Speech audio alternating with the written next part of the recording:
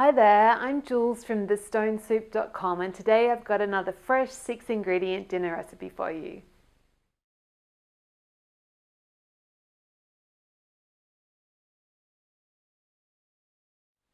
So I've had my pan heating up on a nice high heat so it's nice and hot, and then I'm going to get my butter in. So you want just a tablespoon or so of butter, maybe a generous one, and then I'm going to get in the onions. So about an onion cooked. I mean a normal chopped onion, but you can. I'm using frozen onions, so just a handful of chopped onion is good.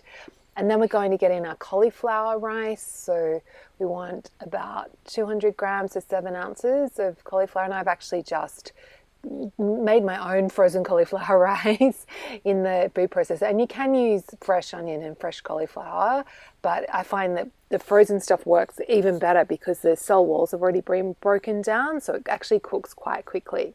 So then you just want to cook that stirring for a few minutes on this high heat until all the cauliflower is broken up into pieces and everything's soft and cooked through.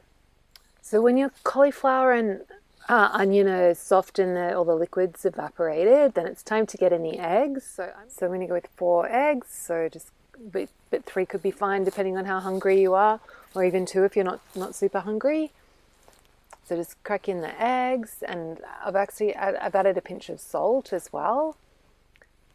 And then you just want to stir and actually reduce the heat down to medium so that it doesn't cook too quickly. We just want to keep the eggs moving around the pan so that they cook. Essentially, it's like scrambled eggs with cauliflower and onion in it, but it sounds much nicer to think of it as a not risotto. So the eggs are just making it substantial and giving it that beautiful golden color. So when you get to the point where the egg is pretty much all cooked and it's no longer looking like you've got any snotty bits, you want to get it off the heat quickly, because if the egg overcooks, it's not so great.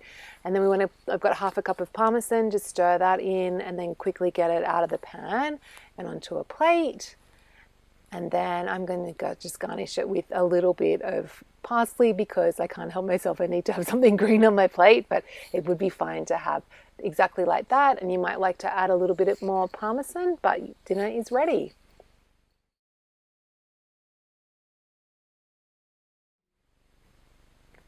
So if you enjoyed this recipe, come on over to my blog. It's thestonesoup.com and you can download a free ebook filled with simple recipes just like this one.